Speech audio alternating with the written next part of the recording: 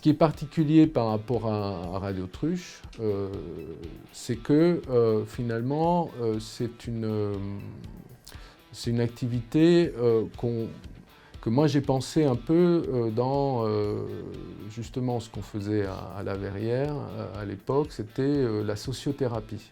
C'est-à-dire dans toutes les activités on va dire culturelles, d'ouverture on va dire au monde, il y avait quelque chose d'un peu spécifique qui était finalement d'être en relation avec la vie sociale, le monde social. Bon.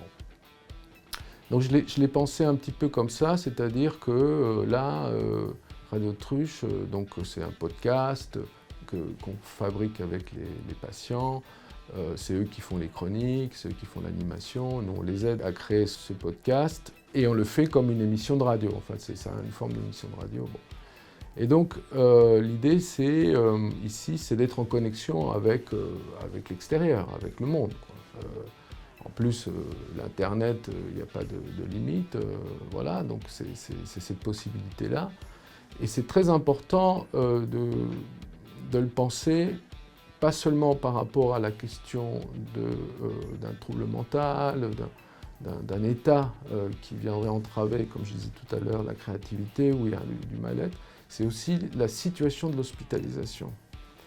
C'est-à-dire qu'on voit bien aujourd'hui qu'on essaye petit à petit, on essaye de déstigmatiser la maladie mentale, mais ce qu'on n'a pas réussi à faire, c'est de déstigmatiser la psychiatrie.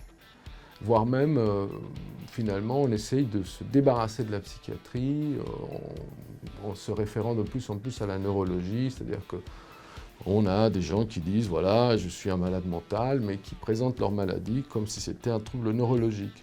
Donc on a du mal à finalement considérer finalement les soins psychiatriques autrement que comme quelque chose d'assez stigmatisant. Donc il faut voir un adolescent qui ne va pas bien, qui se retrouve hospitalisé, pas de gaieté de cœur, parfois même il va plutôt subi. Hein. Subi comme il subit la maladie, c'est les parents parfois qui prennent la décision pour le mineur, avec évidemment l'indication médicale. Il se retrouve en se disant, voilà, mais je vais être marqué à vie, quoi. Voilà, je suis ici, et quand je sors, quand je vais voir des amis, je ne sais pas quoi leur dire. Et il y en a qui expérimentent et qui disent j'étais hospitalisé en psychiatrie et ils voient dans les yeux des copains et des copines quelque chose qui fait peur, quoi.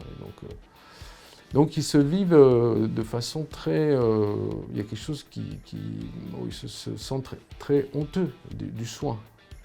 Donc d'un côté, ils voient bien que le soin ça les aide, même si c'est difficile. Mais d'un autre côté, ils voient qu'après, la société leur fait payer le prix, quoi. Donc ça, je trouve que c'est quand même un petit peu injuste. Et que quand on voit les patients qui sont sortis de l'hôpital, quand on continue à les suivre après, moi j'en ai quand même vu beaucoup, où une partie du parcours, ça a été d'essayer de se débarrasser, de se passer de psychiatrique, quoi. Comment faire, hein. Surtout à un âge où en train de se construire l'identité.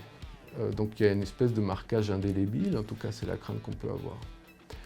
Donc le projet finalement de Radio Truche, il est né aussi de ce constat-là. C'est-à-dire qu'à un moment donné, les patients allaient sur les réseaux sociaux, parlaient du vécu de l'hospitalisation, mais ils racontaient comment ça se passait, quand est-ce qu'ils allaient sortir, qui allait rentrer, il se passait un peu des informations. Ils avaient fait un groupe qui s'appelait le Zoo IMM, le Zoo. C'est-à-dire le référentiel, c'était des animaux en captivité. Et d'ailleurs, à l'époque, et c'est toujours plus ou moins, ça revient souvent à la mode, ils adorent la série Prison Break.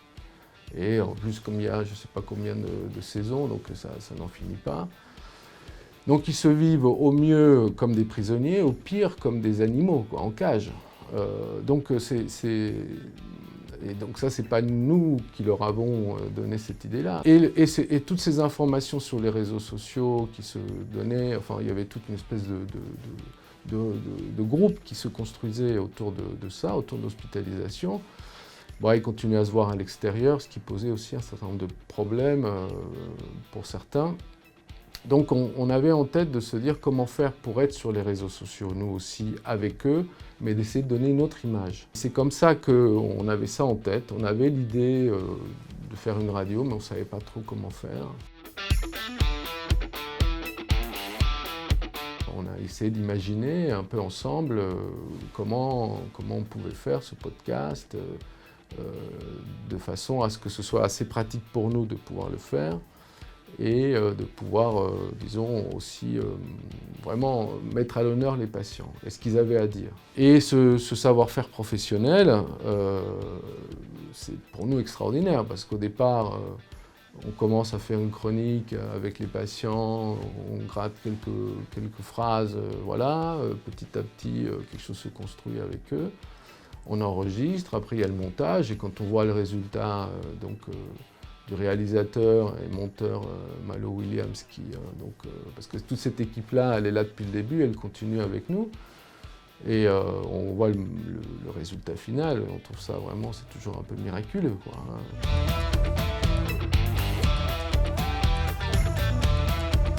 Même la façon de, vous voyez, de vous le raconter, c'est finalement quelque chose de partagé, c'est-à-dire qu'il y a une sorte de plaisir partagé avec eux. La difficulté, c'est concrètement, c'est de motiver les troupes. Les patients au départ, ils n'y croient pas trop, ils sont un peu dubitatifs, ils ont l'impression qu'encore on va les obliger à faire telle ou telle chose. Donc là, on leur dit qu'il n'y a aucune obligation. On a bien conscience qu'on s'expose un peu, même si c'est anonyme.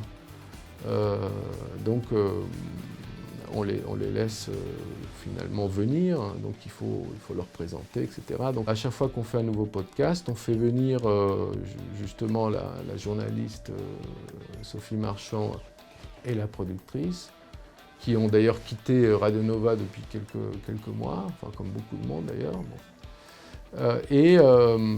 Mais qui continuent avec nous, et ils viennent rencontrer les patients et ils viennent leur expliquer un peu comment on fait, etc. Et ce qui est aussi pour les patients l'occasion de rencontrer des professionnels de la radio.